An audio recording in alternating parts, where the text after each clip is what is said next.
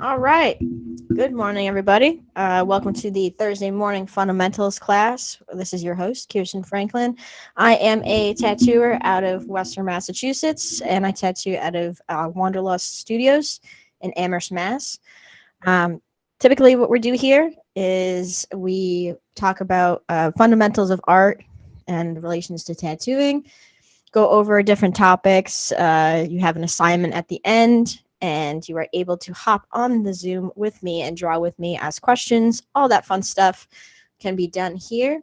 We're streaming through our Reinventing the Tattoo community. It's the free community that you can basically log on to, and we have a bunch of professional teachers that teach a bunch of classes each week, from Ricardo Sturdivant to Jason Leeser to Guy Etchison himself. You can go on one-on-one classes with them, ask any questions, have them look over your work. All that fun stuff can be done through the Reinventing the Tattoo community. So with that being said, we were going over color for the last month, our month of, what month are we in? We're in December, our month of December, and November. December, with the holidays going on, we kind of skipped a couple classes, and we had some technical difficulties last class, so I do apologize for missing it. But this week and today, we are going to be discussing how to study our masters. And that's one of the big things that you learn to do when you're in like any sort of art class type environment or art community, university, anything like that. They really discuss looking at your masters and studying from them and what you can learn from them and the benefits from that. So with that being said, let me just share my screen here and we can get started. Today, we're going to be going over a lot of different things. So today, I do highly suggest you do take out some sort of notes, paper, pencil, iPad, phone recorder, something, because there are going to be a lot of notes that are going to be shared. And this is my first time using this Keynote stuff instead of my Procreate, so I do apologize if anything kind of gets hissy, but I think it might go pretty smoothly. So, first and foremost, what is a master study? This is something that, I haven't done a crazy amount of so-and-so master studies, but we can go over different kinds and the differences between those in a couple slides. But for right now, let's focus on what is a master study. And it's a replication of a master's piece or pieces to understand their process, mindset, and technique.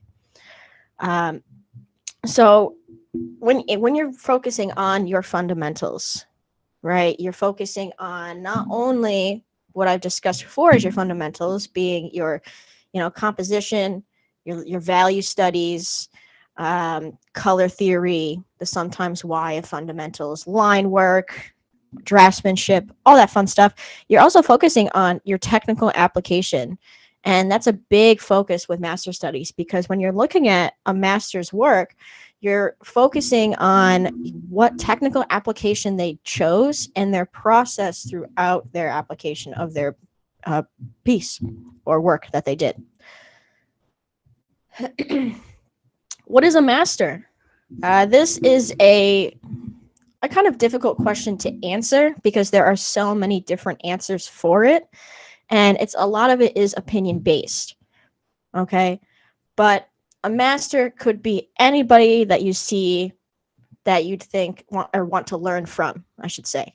Could be a friend, family member, could be Da Vinci, could be Van Gogh, could be Dürer, could be Rembrandt, it could be a teacher that you just met yesterday. The great Marshall Vandriff said, "Someone who reads a chapter ahead shall have the same respects as the wisdom of Da Vinci." And that's not something I really honed in on until this year of studying, to where I was really learning a lot from my peers because I was treating them as if with the same respects as if I would with a Da Vinci. I wanted to learn so much from all of my peers around me, and that could be the same situation for yourself. And so when you're thinking about doing a master study, you don't have to necessarily go back to Renaissance era and try and do a master study of a Rembrandt. or a John Singer Sargent. You can simply just go to a friend that has this technique down pat that you want to learn from and study that master. Okay, that can be considered your master.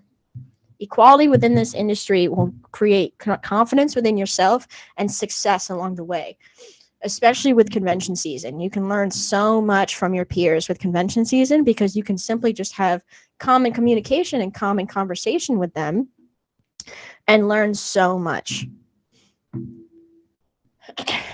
Now, this is the biggest, one of the biggest slides I want to touch on, and that is the difference between your study versus your copying.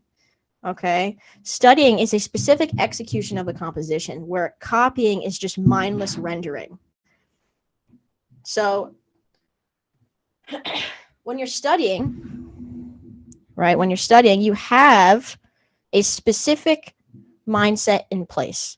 I want to learn X, Y, and Z from this, or I am going to be studying X, Y, and Z from here. Where copying is when you look at a Google image and just start going, just start rendering. You can get into that flow state much easier, but that flow state will quickly start to turn into mindlessness. You can copy without studying, and you can study without copying, but that does not mean copying is not studying. There are fine differences between that, and you can also study while copying. You just have to make sure that your mindset and execution of your process is in place. Here are two examples from myself of the copying or studying and copying. On the left-hand side, I'm studying pieces of work. I'm studying masters. I'm studying the difference between the light and dark contrasting. I'm notating my image. And I've discussed this when we talked about values. If you want to pause this, go watch that for a little bit. I do discuss what notating is, so I won't really touch base on it now. But I will say that on the left-hand side, obviously those are not my works, but I'm still studying something and taking something from those images of what these artists were thinking about. Where on the right-hand side, this was for Ricardo Sturdivant's drawing class Tuesday mornings, and I'm taking an image and copying it, but that doesn't mean I'm not studying or learning something from it. Okay? Even though it is pretty mindless because it is a skull, it does not mean I'm not taking anything away from it. But is copying studying? Absolutely not. There are two different things. It all depends on your process. Purpose through process, okay?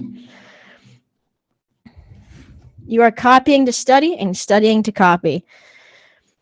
So this is a piece, a lot of pieces actually. So the very middle is a piece painted by Matt Driscoll. He's one of my, or I should say, my all-time favorite artist, and I want to learn so much from him. I'd seen this and was inspired by the way that he used temperature to place his values. And I wanted to do something a little similar, or I just wanted to start transitioning non-skull colors into my values, if that makes sense. So I started with the right-hand side of doing a full Procreate study. And I was like, this is kind of what I want it to look like. And then it transitioned into that painting on the left-hand side. Similar but different in its own way.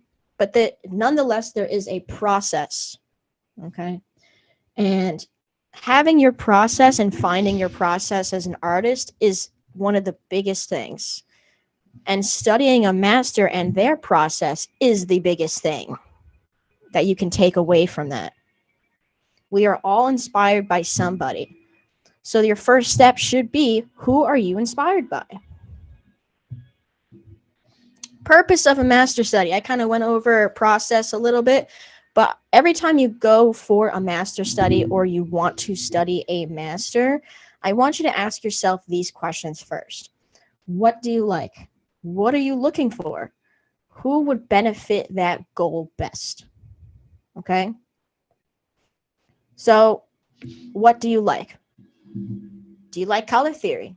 Do you like heavy line work? Do you like graffiti styles?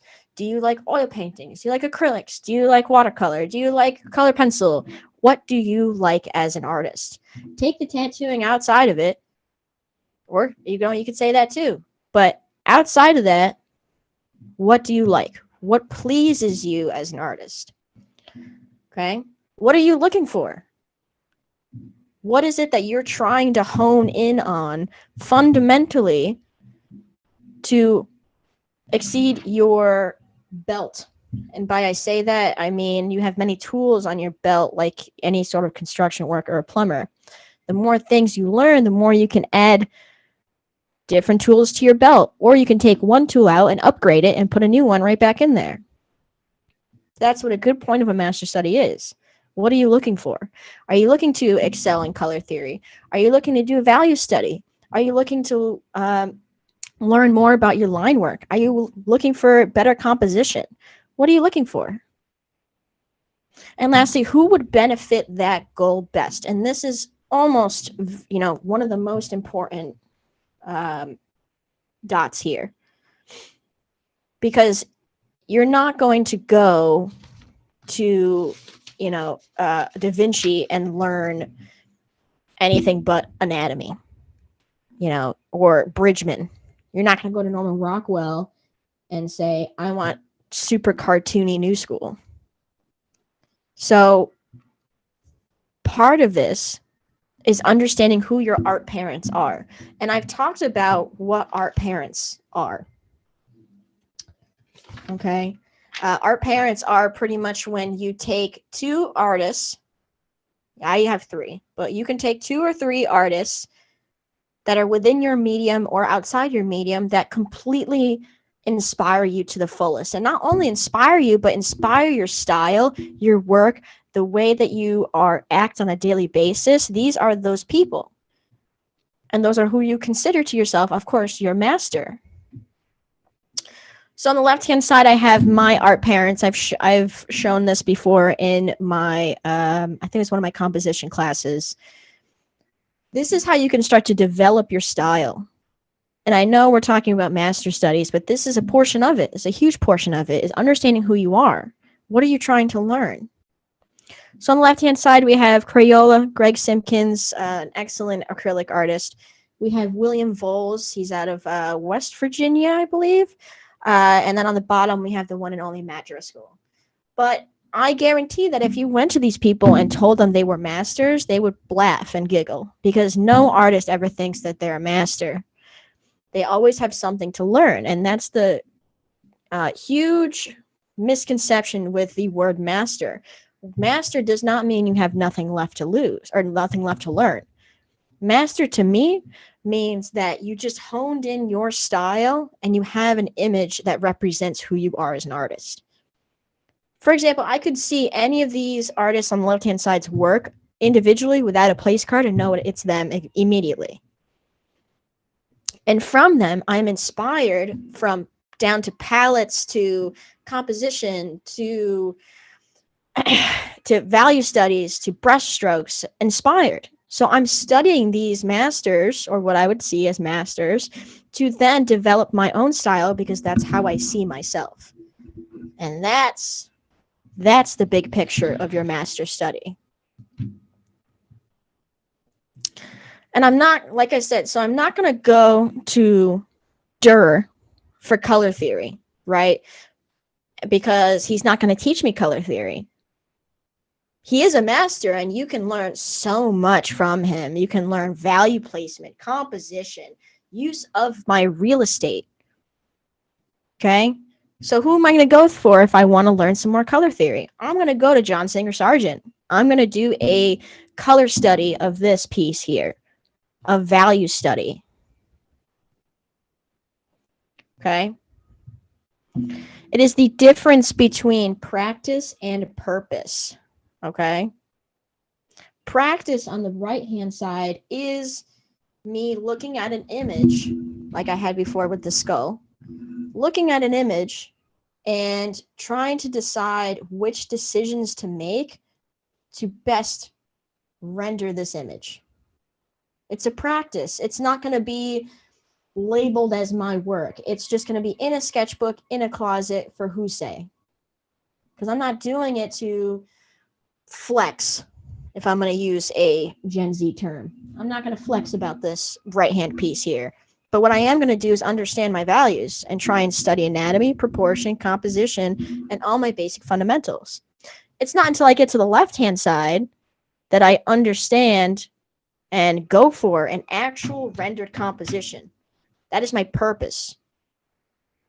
That is like, hey, this is me. This is what I draw. These are my originals. Okay? So, whoops, went a little ahead. So when we go into this here, when we go into this master study, we are going to focus on who our artist is, what we like, what we want to learn from them, and what process they take to learn that, and what process the artist does to do their own compositions, and how we can take that home. So today, let's meet our artist. This is Norman Rockwell, born February 3rd, 1894, and died November 8th, 1978. And I picked Norman Rockwell so we can learn a whole bunch of things from him. But at the same time, the holidays did just pass, and he is very, very, very well known for his amazing Christmas compositions. So very important, before we do any sort of master study, I request from everybody that you learn about your artist. You know, you don't have to go on like a 3-day bender of watching every single biography and reading all the books, but just understand them. Understand where they were coming from, where they got their resources, where they studied, how they learned their compositions, who they studied under. These are all important factors, and it's just good knowledge to know. So I'm going to read this out loud just for those who are listening and not necessarily watching. So Norman Rockwell. From the age of 14, Rockwell studied at the New York School of Art. He left high school to study at the National School of Art under mentors like George Bridgman. If you are unfamiliar with George Bridgman, I recommend every single human being out there look up and study Bridgman. He is a renowned master for anatomy. He really paved the way for how we draw our anatomy today. Rockwell painted his first commissions at 14 of Christmas cards. At 22, he painted his first cover for the Saturday Evening Post, and over the next 47 years, Rockwell would do another 321 covers for the Post. That is impressive. In 2008, Rockwell was named the official artist in Massachusetts thanks to his students' his dedicated students and where he resided for the last 25 years. In 1977, Rockwell received the nation's highest civilian honor, which was actually by the president at the time. Don't ask me who it was. I don't know. Was not alive. So one of the big things that stood out to me with Rockwell, and you can actually buy a book that has all of these references in them. I believe, oh gosh, I had it in my notes. I have it in my notes somewhere. I'll look in a second what the book is called, but it pretty much is what it is showing here. It's Rockwell's originals with the references he took from. And these are real people. These are real stock photos. These are real sites he saw, and he used this to form his compositions. So while learning about Rockwell, this is what I took from it. But what I really want to point out is the way he manipulated his compositions. Because he didn't necessarily copy them. He's copied expression. He copied mood. But if you can see the way he did his proportions, they're slightly exaggerated. Slightly. You know, some people might be closer to each other. They may have like a little bit more of a subtle chin. Something that stands out to me is that on the top left hand and right hand picture here, you can see from his reference to his original that the chins aren't as pronounced. They're a little bit more subtle. So that's something you can take from this. Okay, what else are we noticing? We're noticing that on his composition on the left, he made the tattoo a little bit more space filled. He really likes to use his real estate. He loves his compositions. What's something else we can take from him?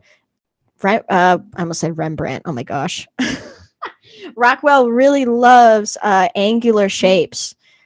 Every single one of his compositions remains in some sort of triangle, diamond, star-esque shape. He loves using diagonals to fit his compositions, which work really well if you go back to my golden ratio video. Explains why that is important. So we talked about process for a little bit, kind of hammered it in everybody's brain. And the older that the artist you are studying is, as far as death date goes, the harder it's going to be to figure out what their process was. Technology has this amazing thing nowadays where you could easily go on YouTube and look up one of your favorite artists' process simply by the point of view of looking over their shoulder. So you know exactly what the process is. So doing a study from them is so much easier. There's no excuse to not do a master study from somebody that's on YouTube because you can understand their process to the T.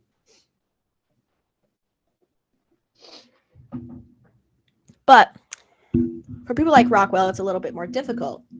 You only have these more finite slide pictures of him working where you can kind of get a hint of his process and how serious he took his expressions. As you can see on the right-hand side, that's Rockwell painting a little lady's face. Not quite sure what the painting is, so please excuse me. But what I want to point out is from the left-hand side of that picture here, you see what? 10, 15 renderings of the same face, but with tiny tweaks, tiny expression changes, tiny chin changes, tiny looks of the face, coloring, dressing, changed every single time. So that's his process in a nutshell. He has a process. It's there. And every single artist's process is different, but we still follow the same fundamental stages, or you should be following the same fundamental stages if you are a beginner listening to this.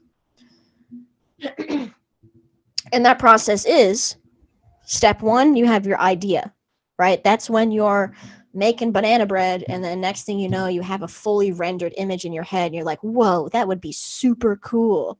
That's the idea. Then you have your thumbnail stage.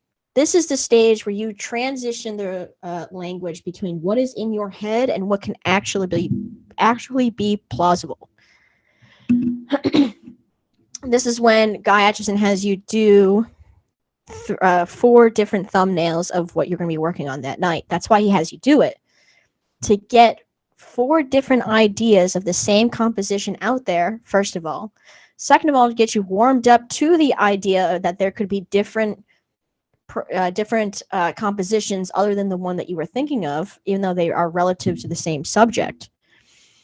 And he also does that so that way you can stay loose and small, which is a big problem for a lot of people, including myself, of staying small. Next, we have our study. This is what we see Rockwell doing right now.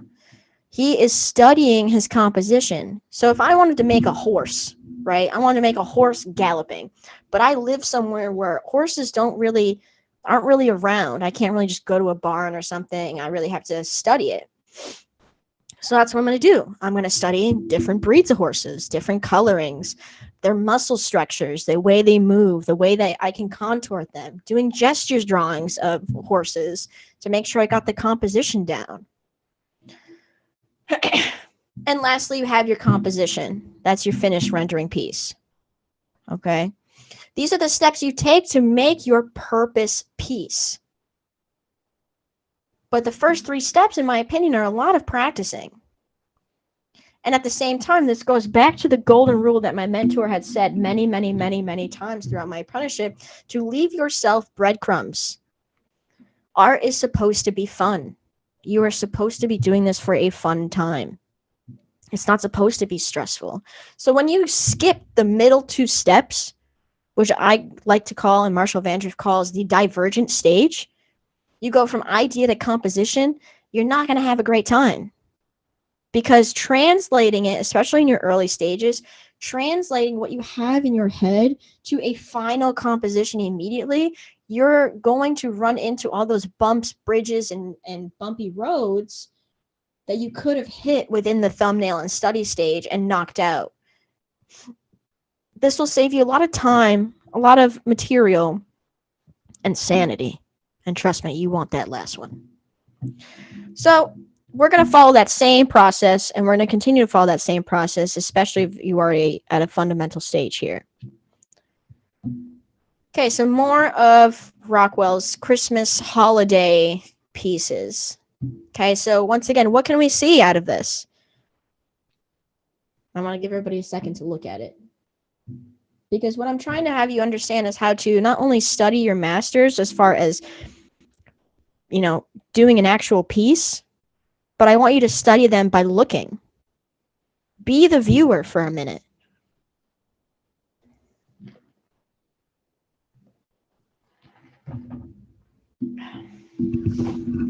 So what's the first thing you can notice? Well, let's go right to colors. He has a very Christmassy palette every single slide. Almost the same exact palette every single time. He has those really cool greens, wicked warm reds, and then he has those flesh colors. What's literally what is different out of each slide other than a variation of contrast? So that's something you can notice. Once again, he loves those diagonal angles. Let me see if this thing will let me draw on it. Oh my god, it will. That's so cool. All right, so check this out, right? Remember how if you have been listening through a lot of my slides and a lot of my classes, remember when we talked about the golden ratio and how the golden ratio always falls back to the image of a star or triangle. That is the exact mathematical proportions if you laid them out. It would be a triangle. Well, look what he's doing here. Conk. That's a terrible triangle, but you get the idea. Okay. Once again, same thing here. And I know we don't have the whole composition for this one, but I'm telling you, it goes like this. Okay. Okay, you're just making those. Am I? Or are they actually there? Because he's actually making them pretty good. So diagonals. He loves diagonals. This tells me another notion of his process. That tells me that when he starts to do like sketches and stuff like that of his images, he's not doing them like a Peter Hahn where he like loosely does the thing and like comes in here. He's not doing Loomis method. He is working by angles. He'll like come in here and like do a face and like he's working as an angle. You can see it in all of his pieces. Like they're just super diagonal. Okay, so he's barely using curves. S curves, C curves, and shapes. That's what I see out of him. And that's a very fundamental way of having lines. Okay? This is, once again, a way to study your artist or study your master. Okay? All right, so we get to our last slide before we get to our our study, our actual study. We get to the final questions here. The who, the what, the when. What is this study going to achieve for me? Am I studying or copying? Am I copying from my study or am I studying from my copy? Okay? And I left this one last to just discuss this last thing. Am I prepared for this study? Now, if you've been following me through all of my classes this past year or since October, I don't know when I started doing this. You're going to be prepared for this if you've been actively studying. If you just picked up a paintbrush yesterday, you just bought your iPad yesterday, you just decided to be an artist 10 minutes before this class, this may not be for you. Okay? And I mean that in the sweetest way possible. Masters are puzzles. Okay? They've already got it figured out. That does not mean that you are ready to dissect those puzzles that they've already created. So if we were to go back to John Singer Sargent, right? And I'm choosing him because he's one of my favorites. If we were to go to him, and I just started oil painting yesterday, I would be lost doing a John Singer Sargent master study. And I would get frustrated. And when you start to get frustrated, when you're not ready for a composition, it leaves you with less confidence, hinders your sanity, may leave some water streaks on your face, might leave your face red, and it's going to do worse for you than good. And I'm not saying that you're not going to not fail at this. When I do the Santa Claus rendering, I guarantee you there's going to be lots of flaws and mistakes. That's not the point of this. The point is that you should always start with the basic fundamentals first. Get those down, then start figuring out who you naturally gravitate towards as far as who your favorite artists are, and answer those questions again. Answer those questions that I had you ask yourself. What do you like? What are you looking for, and who would benefit that goal best? But first, ask yourself, am I prepared for this study? And be realistic with yourself. There's nobody that's going to hold you down and tell you need to do this master study. There's nobody telling you that if you don't do this master study, you're going to be the worst artist ever. Art is supposed to benefit you along the way, no matter what. And the only person getting in the way of that is yourself, your own hindrance. So ask yourself the next time that you want to do a master study, am I prepared for this study? If so, then move on. You can, heck yeah, go for it. Sorry, just flipping through my notes, making sure that's all I had to say for this here. Okay. All right, cool. So I'm going to switch back to my Procreate here. For the class purposes, I did a light line drawing of this, which, once again, this is another point to process. Process being, I can still do a study just like this and it still be considered a study. Yeah, I am copying what he has there. I'm rendering, but it's definitely not mindless. And my goal is not to make compositions like Rockwell. I don't know why I keep wanting to say Rembrandt. Maybe because they're both ours. So what you could do as a process, you could do a value study, color theory study, lighting study of whatever the composition is that you're trying to study from a master. Then make another page and redraw and redo this entire composition in your own way and see if you can still replicate the same steps here. So, our good friend Kyle is in our background right now. He's helping me out, thankfully. Poor dude's probably half awake.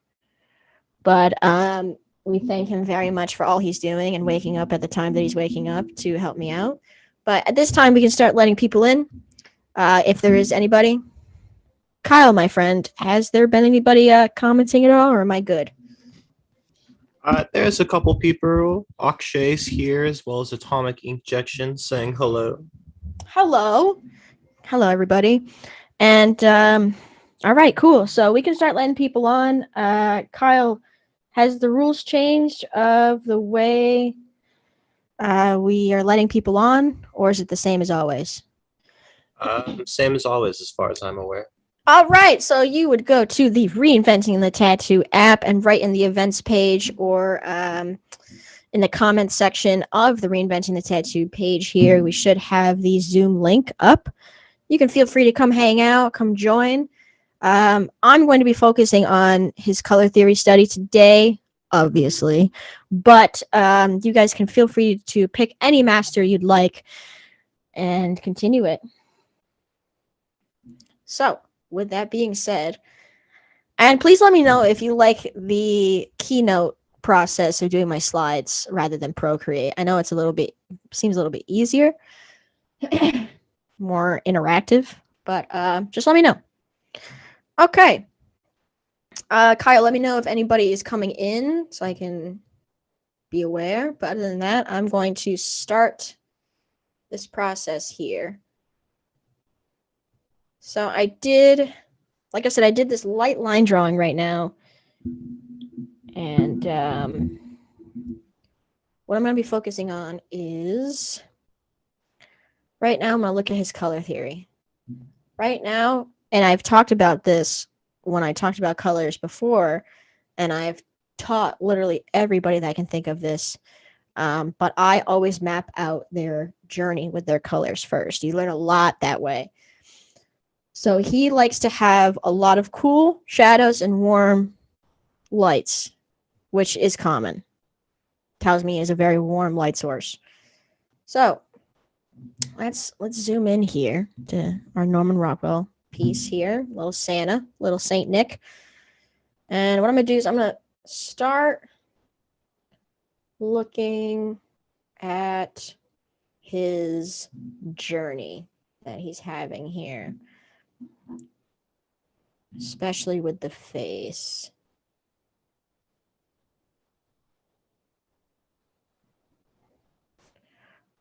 So he likes to keep it, what I'm noticing is that he likes to keep it along that outer rim area, which I think is interesting. And his eyes they're blue, but they're not blue at the same time. If you can see, his eyes are they're definitely blue. There's some blue in here. But if you look at this inner hue here from each eye, they're of very similar value, just different hue. And I think that's freaking amazing that he was able to do that. Look at that. That's insane to me. Anyway, I'm noticing that he's not using a lot of harsh blacks. Let me see these eyebrows. Even though like the eyebrows are the darkest I can see. Seeing it under his mouth, but it's still like a 8, 9 on the value scale. I don't see like any absolute blacks. So he's not using any of his ambient occlusion, which is cool.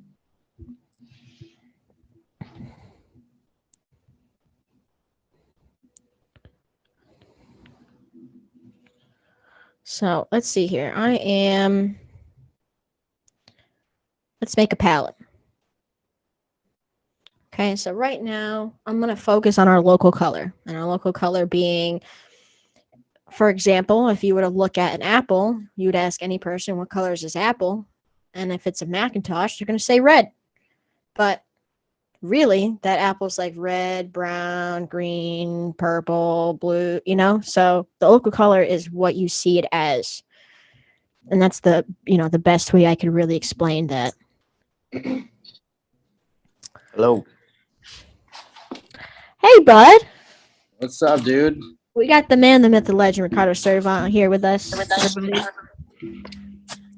How's it going? It's going pretty good. Just getting the morning started. Listening to your class, watching it. It's pretty good. The presentation, I like it. You like the way that I did the slides this time? I was like, I don't know, man. Procreate's great and all, but I don't think it's good for making presentations. I think that you're right. Believe me. So keynote, huh? I'm gonna have to look into that. Yeah, it's already on the iPad. I was like, oh crap. What'd you do? Just like do a bunch. Yeah, I just did a whole bunch of slides for it. It's wicked easy to use. And me Yeah. saying that, it means something because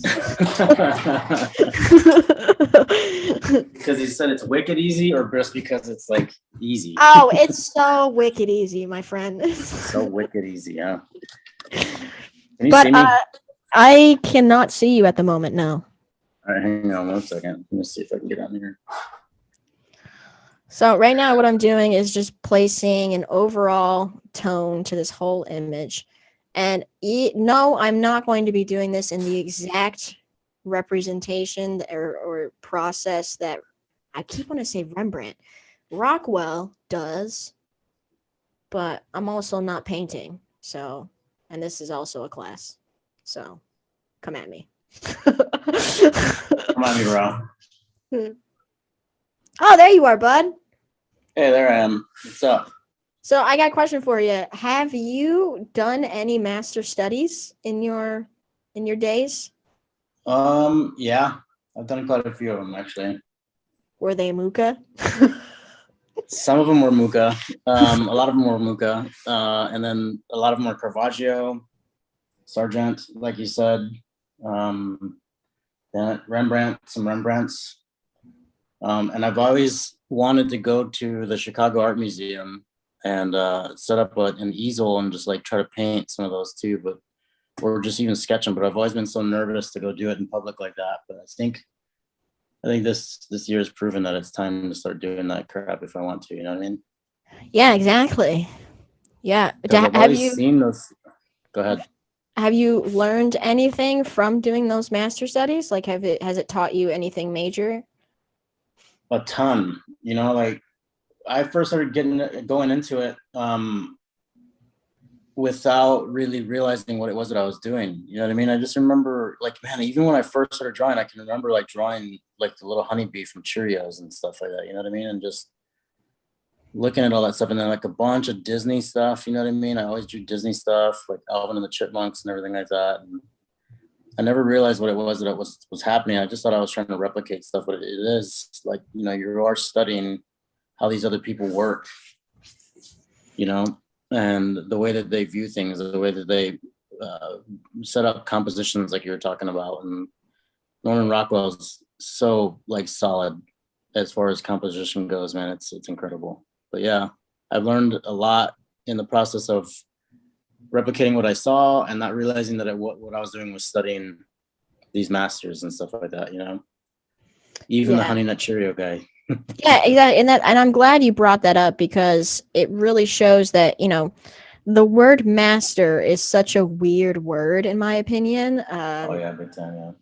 Because, you know, it's a very personal based on what you consider a master to be. Like, to me, I consider you a master, but if I were to ask you right now, hey Ricardo, are you a master, you'd probably laugh. No. No, yeah, no, negative.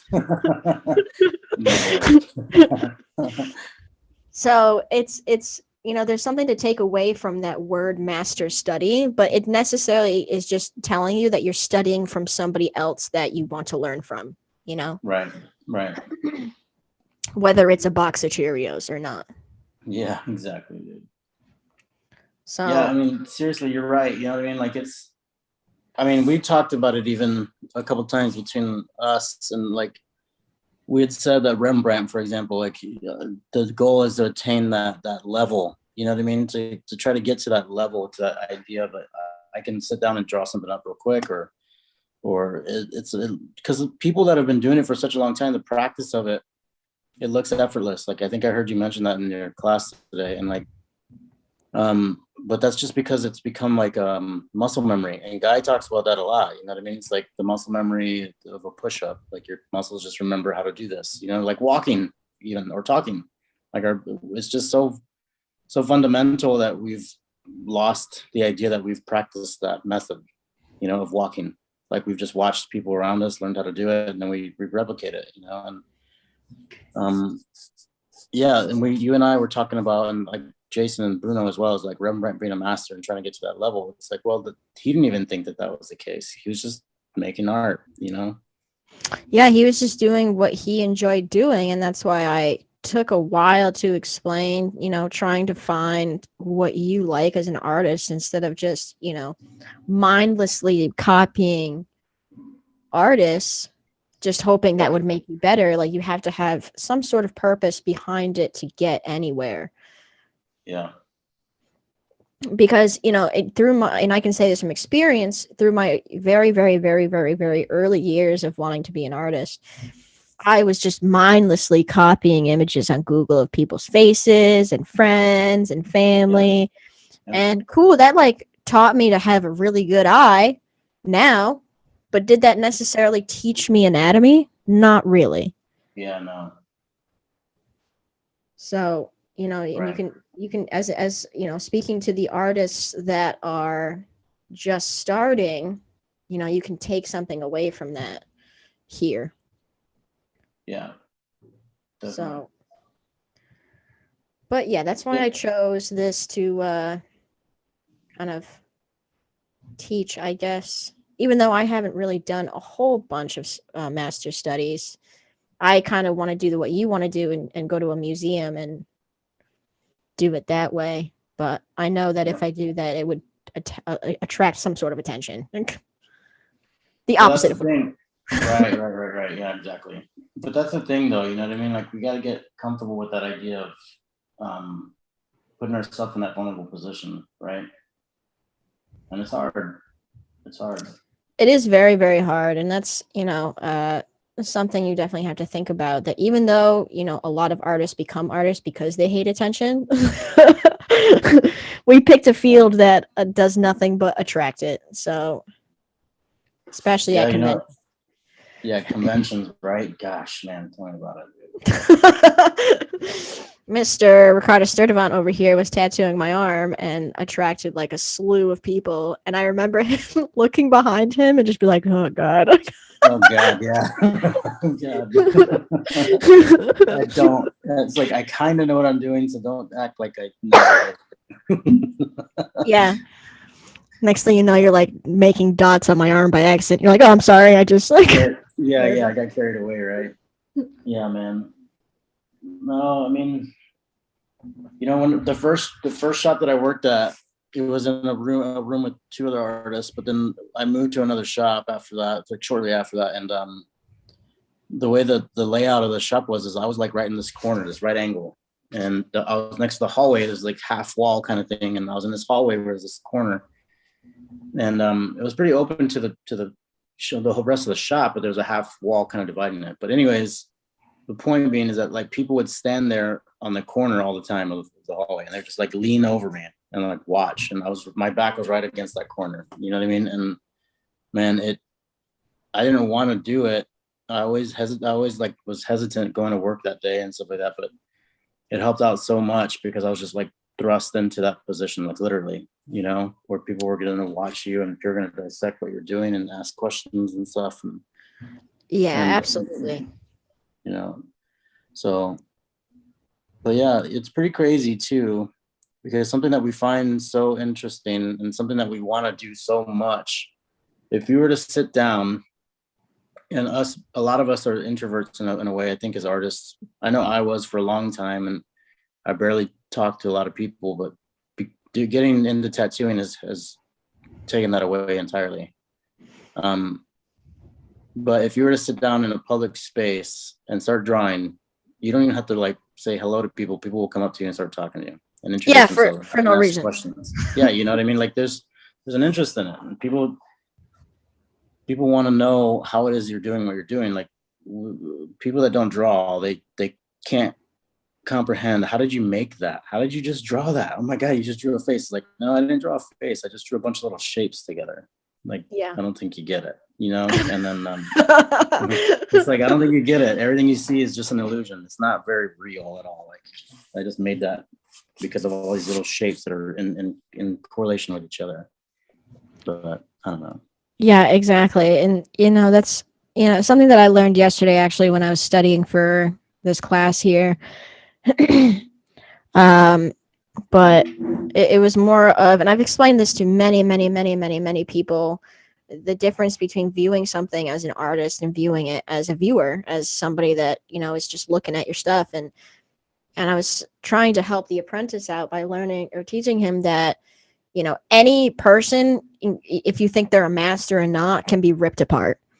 And that's something that and Ricardo, you, Jason, and Bruno all taught me, was that it doesn't matter who they are. You could say something that's like, hey, they did this here, but you viewing it as a viewer, as a person outside their box, you're going to see the flawlessness of it, like a Rembrandt or something. But and I think you're right. I think you or Jason or Bruno explained to me that, I think it was actually you that said that Rembrandt didn't even think that he was a master. Yeah, exactly. He was just some guy. Some guy. He's like, I think I made this look okay. What do you guys think? Does it look all right to you? Because I look at it and it looks like crap. You know what I mean? Like I don't get it. Like, how can I make it better? I think, go ahead. No, I was going to say that it's much easier to think that way as an artist nowadays with, technology and everything like that, and watching artists just hammer out compositions left and right. And you just sit there and you're like, wow, man. Man, that's so rad. But then you think, and, you're viewing it as a viewer. But if you take a second and actually, take a look at it and stuff, you can not only, and I'm not saying just sit and rip people apart, but you can look at the decisions that they made just by studying what it is that they're doing via perspective of an artist. Yes, entirely.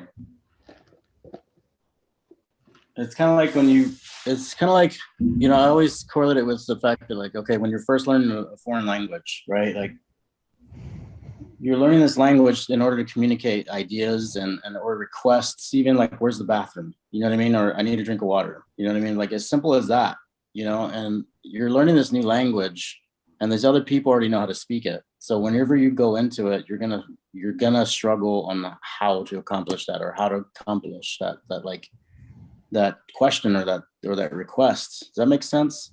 So so in a sense, that's what art can be. And that's as far as like what masters are, they already know how to speak this language. You know what I mean? So they can kind of flow through the day a little bit easier, a little bit better, or through communication a little bit easier. That doesn't mean that they know it entirely, but they've come to learn it a little bit better than you have. And once you start learning how to speak the same language, then you become a little bit more fluent in it, and you can start understanding what it is that they've been saying this whole time, or what it is that they've been trying to show you this whole time.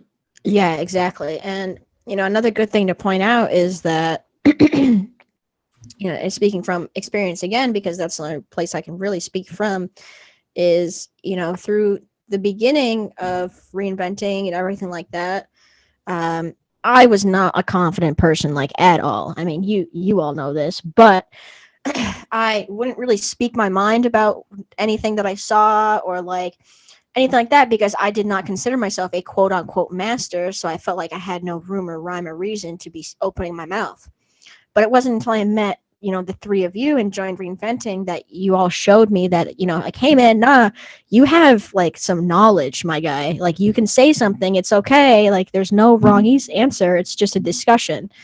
And doing just that, like just talking about what you are thinking inside your head as far as an artist, opens your confidence levels like to the extreme, and you're like, oh, I get it. Yeah, totally. Yep. Like, there are days even still, like, where I'm about to do a class and I'm like, I'm not good at this. How am I supposed to? Yep. Like, what am I doing here? What? No, me? No, come on, man. I know so exactly. The word master is a great word, but at the same time, it could be a hindrance on your mindset as an artist. But it's all about perspective, right, Cardo? Yeah, it's all a matter of perspective. That's all it is. So above as below. It's entirely true. Yeah, but right now, I think so pretty much what I'm doing is I'm just laying in on my darks.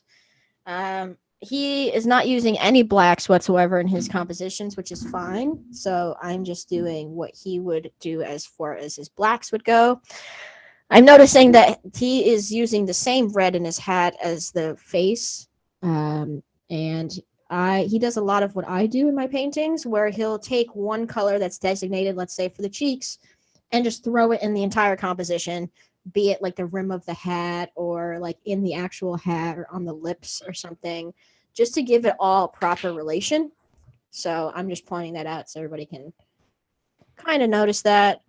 And these are just things that I'm noticing while I do this study here. And you can even do a study and then have like a piece of paper or sticky note off to the side and write down things that you start to notice about that master. And I always say to write down notes and keep journals and all that fun stuff. Just want to let y'all know that I do that. I do have a gigantic Trapper Keeper laminated sheets of just sporadic notes that are just in there, and they're categorized. Like I have like my tattoo machine notes, I have my composition notes, my notes that I have for this class here to go over. I have character design notes. I have tons of notebooks that are inside actual books I read, because you never know when you need something and you need to just like write it down, and later on you'll use it for whatever composition you're doing. So don't think that you have to memorize every single thing that you take as a note here, because that's just crazy talk. That's too much work. Well, and that's the other thing too, Kier, you know, like you're showing methods, you're showing ways to approach it, right? And that's what every teacher does. That's what we all do. We're not telling you this is exactly how you have to. And that's even what you were explaining inside of your class today, was like you're studying or you're copying, right? Like you don't want to copy entirely. You might want to copy at first because like you're going to try to understand how they accomplished that image, but the goal is to be able to just use it as interpretation, right? Like you're not trying to replicate exactly how you do it. You're trying to replicate the method of the practice. Yes, and the importance of taking your time. Yeah. Because when you don't take your time, and this is something I fail at too a lot, when you're doing a master study like this and you don't take your time and actually sit there and think about things, it will turn into mindless rendering, and you're not going to learn as much as you are hoping for. If your goal in art to be an artist is to make that final composition, please pick something else to do. Yeah, because you are maybe doing 10% of that final composition when you're like, oh man, this actually looks like something sellable. Whereas the 95 or the 90% of the other times is studying, note-taking, seminars, mindless, or not, I shouldn't say mindless, doing some sort of practice, filling up your sketchbooks, reading books, doing some sort of testing to challenge yourself. So the process of that artistry is all of that other stuff. And the 10% of others is like, hey man, it's a picture. It looks like it. Holy crap. Yep. Yep, you got it. Holy crap, guys, check it out. This is a bird. I made a bird. Holy crap, it looks like a bird. I made that bird. So, definitely getting lost in that end result will definitely hinder your career a lot. And I can say that from experience. Which, you taught me, Ricardo, to only speak from. To only speak from what? Your past experiences as far as examples. Yeah, for sure. It's the truth. It's your truth. It's your word. It's your life. It's your experiences. So like, that's where you pull resources from, for sure. You become a little bit more well heard and well versed that way too. Like you can always, that whole fake it till you make it thing, that's great and all that. Like that's more of a mindset and stuff like that. But when you're trying to explain yourself, definitely pull from your experiences. And if your experiences at that moment are, I'm nervous as hell, then say, man, I'm pretty fucking nervous right now. I'm sorry to cuss so bad. But yeah, I'm pretty dang nervous right now. You know what I mean? So that's okay, but I gotta stop myself 24/7. Oh man, it's terrible. Like it's terrible. I got a funny story. I went to my daughter's 6th grade class. We had a lunch one day, and I said SHIT one day, and in the class, and I was like, oh man, did I just say that? And I said it again after I said it. Me? Yeah, I was like, oh man, foot and mouth. Yeah, yeah, with the swearing thing, I'm really bad at times. Yeah, me Especially, too. geez, couple drinks in me, I am fired up. I can. Fired up. Yeah, exactly. So trust me, man, I get it. Truthfully, that's why I'm thankful I don't have kids because they would have a very embarrassing mom. You know what? Embarrassing at the moment, maybe, but when they get older, like that was hilarious. I can't believe you did that, Ma. Exactly. It's like, oh, my bad. I'm sorry. That's looking great. Yeah, so I'm really trying to think about his palette here. Okay, so we're thinking about this here because let's pull out my color wheel. I see this green here. And it's going to show as yellow, but you can see on the swatchy, it's green. So it's telling me that he grabbed this blue here, right? He grabbed this blue and like threw it in the edges. And then he took like a yellow ochre and just like glazed right over it to create those greens. Creates like a contrast of color. But I also see like purples because that's what he's using as his darks, which I think is quite interesting. He has this purple that is like within here. Is that purple? Where is it? It's not going to show myself. There it is. So that is his his reflected light. That's his lightest dark in what I'm seeing.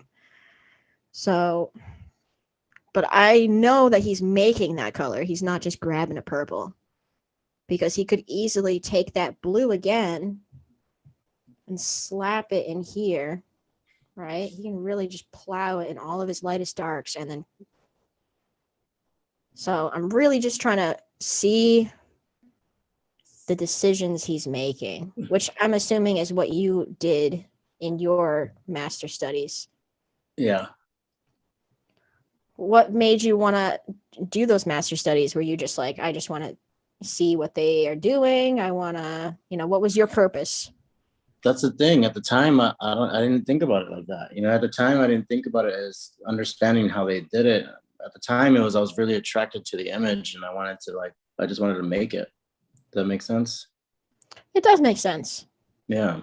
Do you think you could have learned a lot more if you had gone in there with a purpose? Yeah, absolutely.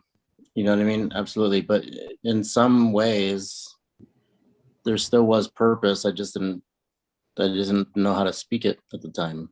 Does that make sense? It wasn't open. The box wasn't opened up to me at that moment, but there was still some kind of drive there, There's still some kind of drive there. But yeah, I agree though. Like if I will say though, if I did go in with a purpose, absolutely, it would definitely have changed what it was that I was trying to accomplish and like accomplish that goal a little bit sooner, knowing a little bit more about color, knowing a little bit more about the forms, the lighting, the way light folds and travels and, all that stuff. Yeah, I will say in this year of watching you grow and everything like that, you've become way more comfortable with color theory than I could ever imagine. And I'm really proud of you for that, bud. Thanks, man. I learned a lot from you, for sure. Yeah, I just learn stuff and then spiel it. So if you took something from it, I'm really grateful for that. Yeah, absolutely. Thank you for the compliment, and likewise to you too. But isn't it cool, like, doing these classes and stuff like that, how much we have kind of investigated and opened up like articles and read and about what it was and get different people's opinions and then like kind of explain it in our own terms and stuff even. You know what I mean? It's been interesting for sure, because it's definitely like think about what we were just talking about with studying these masters and stuff like that. Like basically we're learning a little bit more about our own industry, our own artwork, our own art in general, so like we do have a purpose, and it has been kind of demonstrated over this past few months for sure, and like today, for example, your keynotes, like implementing your keynotes, you would have never thought one day I'm going to use these keynotes for these classes that I'm going to do. But you start doing it and you're like, this is going to work out way better. It's going Yeah. to save me more time. This is going to look way less, confuzzled. It's going to look way more organized and stuff, and illustrate that point a little bit more. And isn't that what an image is? Is like it's an illustration of a story? Yeah, exactly. And and I'm glad that you brought up that you did your studies from Caravaggio and Mucha and stuff, and I'm sure you can agree that those are your art parents if you were to choose. Yeah, I'd say yes. There's some tattoo artists in the industry too that I've always looked up to. They were definitely some of the pushing factors as far as my artwork goes and stuff like that. So yes, Caravaggio, Rembrandt, Mucha, for sure. Guy Aitchison, Willie Blue, Marcus Pacheco, Grimy, like guys like that. Some of the older dudes, Ed Hardy thing. What's his name? Crap, the guy that owned Taylor Street. Mike Malone. Malone. I can't remember his name. I'm sorry about that. I should know that a little bit more, but yeah. No, that's fine. I was gonna say that, I Rollo. have made it a goal for myself for this next year to like get more equipped with my tattoo masters, because I could talk about art masters all day long, but I know like nothing of my past tattoo masters, and it does not make me feel good. Yeah. This next year we're going to focus on that, because I don't know, if anybody were to talk to me about any of the old school tattoo masters, I'd be like, oh wow, yeah. That's cool. He used a 3 on his traditional. Wow. Yeah. So what you do is, like, whenever you're just in the crowd or sitting in the group and people are talking, just off to the side, hold your cell phone like this and just kind of type in the name in Google. Yeah. Oh yeah. Oh, I see. Okay. All right. I got you now, buddy. But is that wrong that I don't really know or relate to that medium as much as I do it on a daily basis? This is the wrong color. I don't know, man. That's a whole nother debate, really. You know what I mean? Like, it depends on who you ask, dude. Like, there's so many people that have different opinions and stuff like that, and some people are very stringent about like the machines that you use, even, and or the inks that you're using, or the way you tattoo. So I don't know. I mean, real life. Yeah, like the loyal to coil thing, or the the whole rotary machine thing. I mean, it just depends, dude. I mean, I don't know. No, yes. This industry is filled with it depends moments. Yeah, for sure. That's what tattooing should have been called. It depends. Yeah. Yeah. Because whenever any apprentice asks, hey man, how do I do this? What is the answer? I don't know, man. It depends on what you're going for. Yeah, exactly. Which is why I'm trying to teach now. What is your purpose? Mm-hmm. It is good to find that out, right? But what do you think? I mean, do you think it's that easy to be able to sit down and say, okay, this is my purpose? Or is it easier to think, I'm going to write down that this is my purpose, but be entirely okay if in that purpose I find another purpose, I find another track? Yeah, absolutely. I am so glad you brought that up. 1000%. Because okay, let's say we're going to study a John Singer Sargent, right? Everybody should know who that is. Yeah. If I'm going to do a color study on a John Singer Sargent piece, right? Am I only learning color theory? Absolutely not. I'm learning brushwork. I'm learning values. I'm learning light source. I am attempting his proportional studies, elements. So absolutely, you're going in with a main purpose, but everything else that follows, that's like, hey, he does this. It's just a beneficial factor. But you don't want to go in and just be like, I just really like this image, so I'm going to just like copy it and see if I can make it again by myself. because you can just take in way more by being just more attentive. That's all. Sure. Uh-huh. But I'm so glad you brought that up. Thank you. Yeah, you're welcome.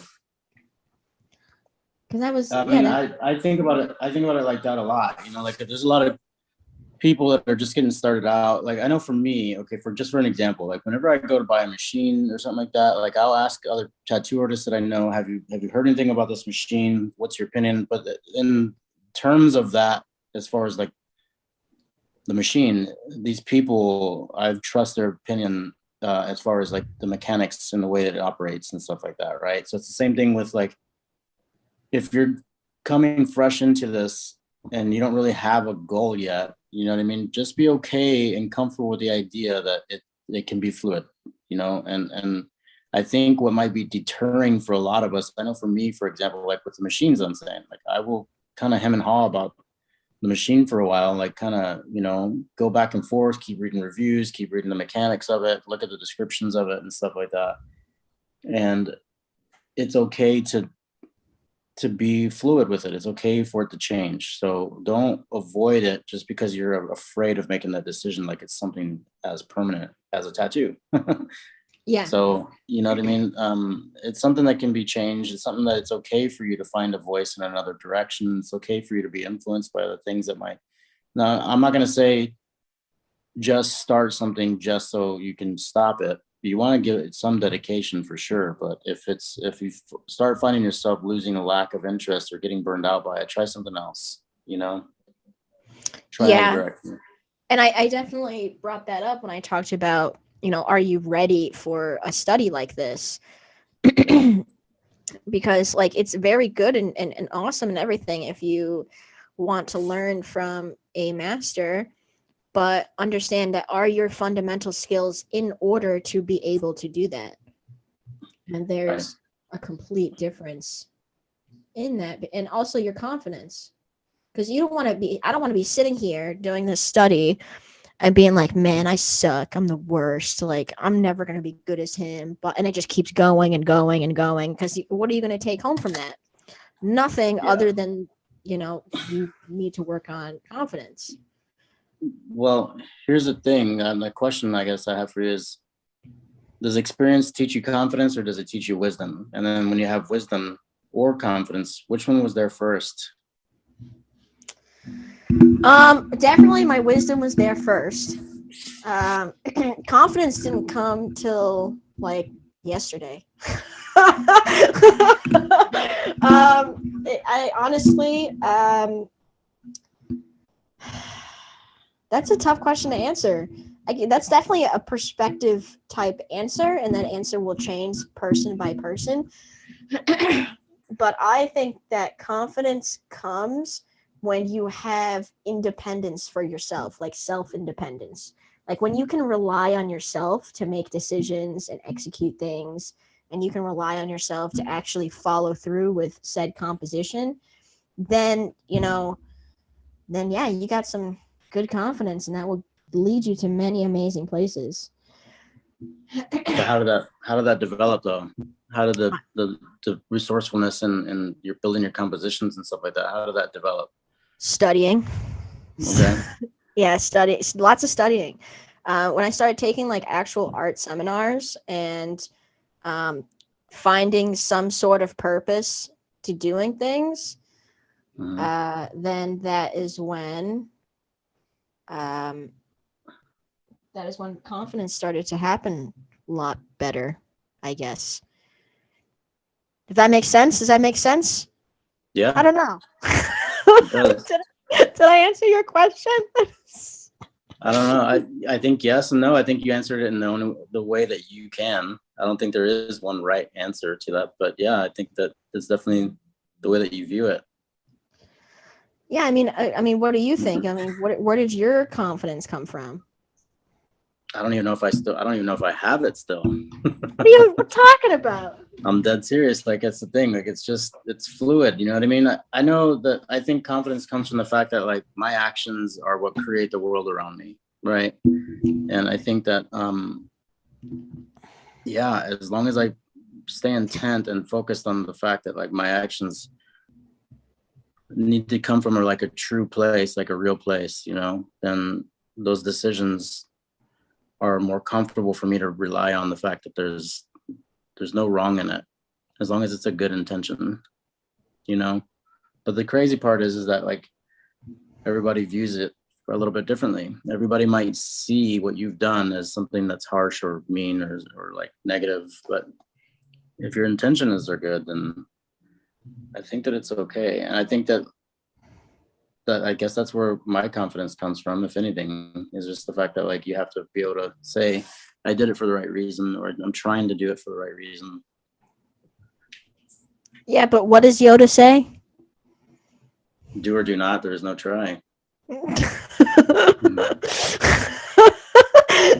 Or adventure, excitement, a Jedi does not seek these things. A Jedi seeks not these things. Shout out to the first book of Boba Fett coming out. Did you watch it yet? No, okay, so I did these notes, the keynotes for the class today, and by that time it was like 10:30, and I was like, okay, what I was going to do was do a rough drawing of this piece here, but I'm telling you, man, I got into it, like drawing it, and about like 10 minutes into it, I was like, nah, dude. My eyes were like doing that thing, and I was like starting to like put my head back and start doing the Ricardo dad sleep of just yeah, no, we're just gonna, but as soon as I'm done here, I'm gonna make myself some breakfast and go after it. It's great. I love it. A friend of mine was telling me that he thought it was a little slow starting, but I don't know, dude. It's great. I love it. It's just the first episode. Right. It's the introduction. That's what I was like. It's the introduction, dude. What are you talking about, man? Come on now. You're gonna love it though. Robert Rodriguez directed this one too. No more Favreau? No, I mean, well, they had guest artists the entire time for The Mandalorian, both seasons. You know what I mean? So, Is or he guest gonna make directors. a comeback? I'm sorry? Is he gonna make a comeback, Mr. Pedro Pascal? Please tell me. I think they're gonna bring it back, but I think they might be taking some more. They're investing more time into this Boba Fett stuff, and you know, I think next might be the Obi-Wan stuff. So I'm really looking forward to that. Obi-Wan, and then they're gonna do another series based off of the guy from Rogue One. Yeah, the main one of the main characters from the protagonist, right, from Rogue One. What's his name? I can't remember his name in that. Anyways, it's gonna be a great show. They're doing great stuff with Star Wars. They really are. Dude, Shut finally, right? I know, tell me about it. Finally. And we're getting a new video game. Hell yeah. Yeah, and we'll get we'll get to see Obi-Wan and Darth Vader again, dude. Yes. I hope it's angry Darth Vader, like very young Anakin still. Like he just got into his suit, like very angry. Like I just want some Rogue One stuff happening. Like I know, dude. I was thinking about that a long time ago. I was like, why haven't they made any movies of just like, you know, Darth Vader going crazy? Like all that in between stuff. But yeah, exactly. We'll see. But what are you working on today, my friend? I'm working on some editing right now, and I'm just kind of on the computer today. I'll spend the next few hours on this guy, wrap up some stuff, and then nothing much really. I'm having a party for New Year's and stuff like that, so I'm gonna be getting ready for some of that stuff. I'm looking forward to that. Really? Yeah, for sure. Here, let me show you this. Let me see. Do I have it on my iPad? Let me show you this little drawing I drew for it. It looks like an old political cartoon. Let me see. Let me spotlight you here. Let me pull this guy up real fast. Hang on. Let me find it real quick. Where did it go? Kyle, my friend, can you spotlight our good friend here, Ricardo, if you can hear me? Yes, absolutely. Thank you, Kyle. Good morning, Kyle. How are you? Good. How are you doing, Ricardo? Not too bad, man. I'm just getting this day started, you know. Sounds like you have a pretty early morning over there. Yeah, just a little. He's the real champion today. Where the heck did it go? Let me see. Is it in here? All right. So yeah, I can't find it. You might want to take me off spotlight for a little bit. Cannot find it. That's okay, bud. Let me see where the heck it's at. Yeah, go ahead and take me off spotlight. I'll look for it. I know So it's here while you're somewhere. finding it, I will say that now in this process here, I've laid out all of my midtones, my darks, kind of just did a flat color study here. Now is my time to start going in and like detailing stuff, starting to learn like textures and the way he lit those textures, like the wrinkles on the face and the eyes and nose, and really start hammering in like all the details and whatnot. What I did notice through our good friend here, Mr. Rockwell, he uses his complementary palette very, very, very well.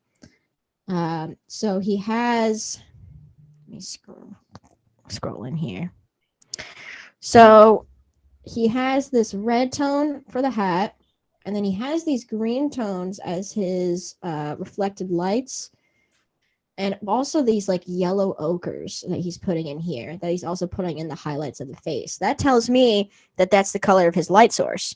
And if you paid attention during my temperature class, if he's using yellow as a light source, he then will need to come in and do blues for his darks, which is exactly what he's doing. But when you mix those blues and yellows together, you're going to get those greens, which is a nice complementary to that red. But when you also throw in yellow, you also need to throw in purple. Because although orange is the complementary to blue, purple is the complementary to yellow. So what I did was I actually threw in like these lighter purple hues that are directly across from those yellow ochres. So definitely just pointing that out. Anytime that you're doing any sort of color theory, please think about your complementary colors and the fact that whatever your light source is, your complementary color needs to be your light or shadow or vice versa. Oof. Excuse me, I got my dunks in my hand, ready to go. Dunks. Yeah, I got my dunkies. Don't worry about it. Hey, donkeys. Mm. I think I almost found it. Hang on. Damn it. What is it of? It's this picture that I drew of an invite that I have for some friends around here. Let me see where the heck it's at. Oh, you're throwing but a it's just like party? throwing a patty. Yeah. Oh, that's fun. Something like that. Yeah, it's gonna be a good time, man. It's just real chill, a real small group of people. You know what I mean? Some casual drinks and stuff like that, man. Just hanging out. No big I don't know deal. why I just pictured you playing nothing but John Williams the entire time. John Williams. Okie dokie. Back on my iPad real fast. Share it to me.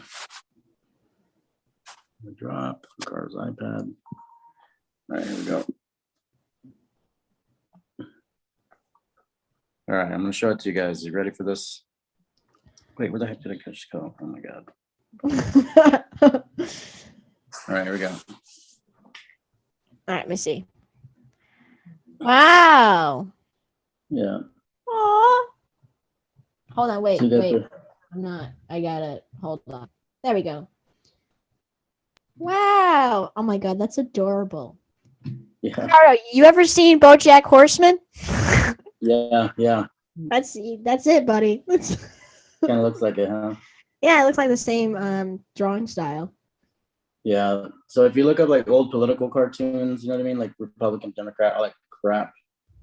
You have the elephant and the donkey and everything like that. But I thought because I have some friends, it's great. I have a lot of friends that have all these like politics or whatever. You know what I mean? Whatever, dude. I could care less. But like, I have a bunch of friends that are on both sides and stuff. So it's always fun to hang out with people with different views and stuff that can have conversations and not get upset with each other and stuff, you know? So it's awesome.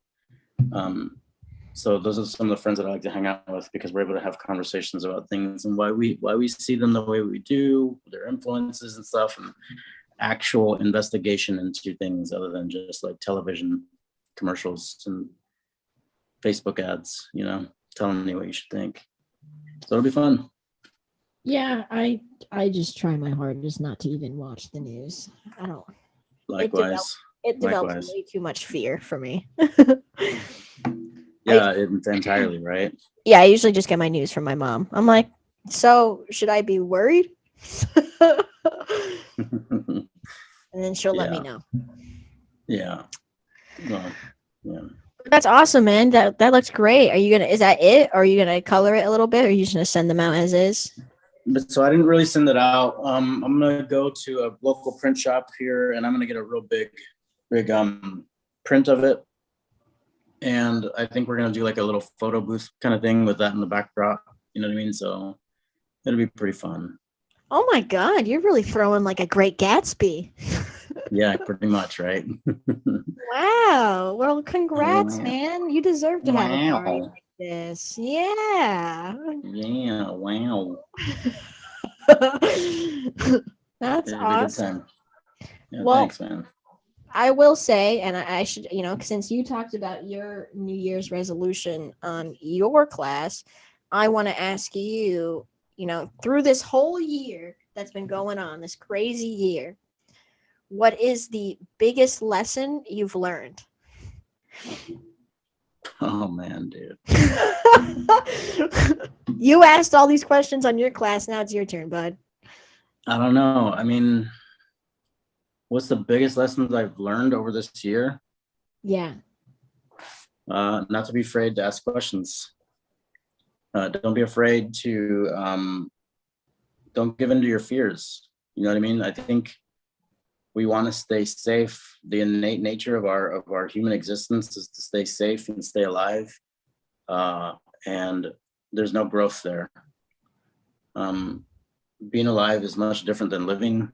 So if you're going to live and you're going to learn, you're going to grow, you have to take every fear that you have and face it entirely head on. Wow. I think that's the biggest thing that I've learned this year. Yeah. I like that answer. Cool. Me too.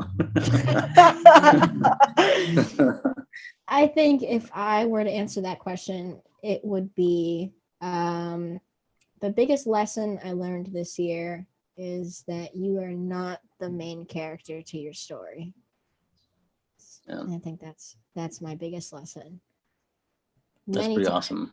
I've been absolutely humbled by experiences, but at the same time learned that, hey man, it's not just you here. There's like other people too here. Come on. It's like, geez. I'm sorry, everybody. So that's a big thing for sure. And confidence. Relying on nobody but myself. Which I don't know if confidence is a learned thing or it just happens along the way. Once again, we just talked about that, but I think it's different from everybody.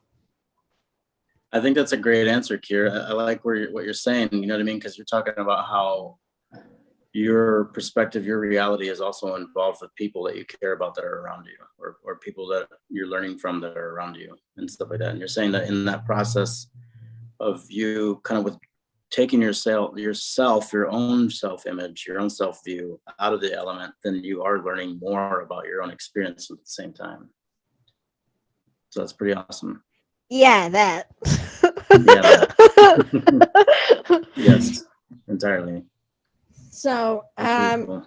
I'm definitely going to continue this. I am kind of losing the study right now, only because it's a face, and I have tough times with faces. But I will continue this study as is, and I will finish it for next class. What is next class, Kier? No idea. So keep everybody updated on that.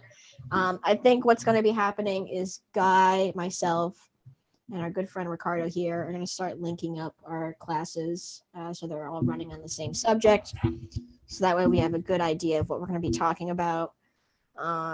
So I guess stay tuned. Hold on one second here. It's about that time. It's 11:30. We made good time. We learned a lot of things. Holy crap.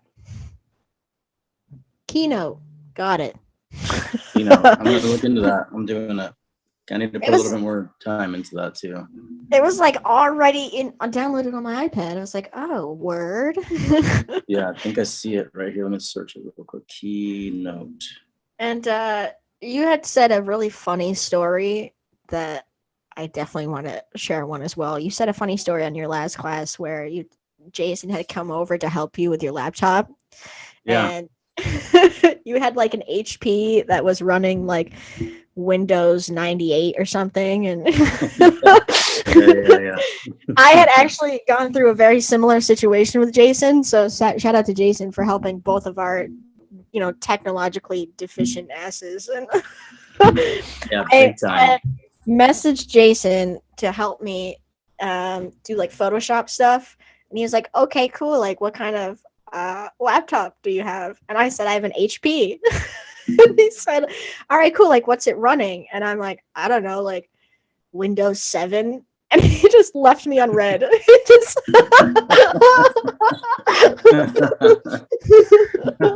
That's pretty good. absolutely just left me on red. Yeah. And I thought that was the funniest thing that could ever happen. But Yeah. all in all in good fun. This was an absolutely wonderful class. I'm so happy to be back and teaching everybody. Got a whole new system, so we're going to be doing it this way from now on. Ricardo, we can spotlight you so you can kind of do your sign off here. Thank you so much for joining me, bud. No, thank you for having me, Kira. I appreciate it so much.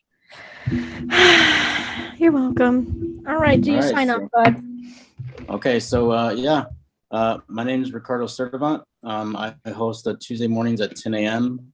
Eastern time on Reinventing the Tattoo. It's a drawing group. I'm looking forward to this next new year with Kier, Guy, and everybody else, Jason and Bruno and Sandy and Gabe and Lauren. Thank you guys so much for this wonderful opportunity. Everybody that's viewing, Kyle, you are doing so much work, dude. It's awesome to see you growing. Keep it up, man. Like seriously, it's inspiring, dude, to see like the growth and stuff. It's cool as hell. And Kier, you have taught me so much, and it's been such a cool experience getting to know all of you guys and you, and to just have the opportunity to be here talking in front of all of y'all. So thank you so much. Also, you can reach me on Instagram at Candor Tattoo. Oh, we love you, bud. We really do. Yeah. Thank you so much to absolutely everybody. This is actually our last broadcast for the end of the year. So New Year's Eve is tomorrow. So I think this was great discussions to be had. A great class that was chosen by myself to end the year and to think about things for yourself as an artist. Always remember that this is your artist's journey. This is nobody else's journey. Everybody's journey is absolutely different one way or another. So it is up to you to decide what your purpose is, what you want to sit down and accomplish, and what you want to see out of yourself within the next year. And make realistic goals, because I don't sometimes, and it ends up being disappointing. So this year has been absolutely insane as far as meeting people, traveling, experiencing new things, career-wise, you name it. It's been absolutely insane, and I am grateful for every single day of it, and I hope that this continues on, and I'm very excited for what this next year brings. Thank you so much to the Reinventing crew. You guys absolutely saved my life. Thank you to Guy, Gabe, Lauren, Sandy. Thank you, Kyle, very, very much. Ricardo was correct. Watching you grow has been absolutely amazing. You have been persistent as ever, and you're a very, very good worker. And I cannot wait to be tattooing with you side by side one day.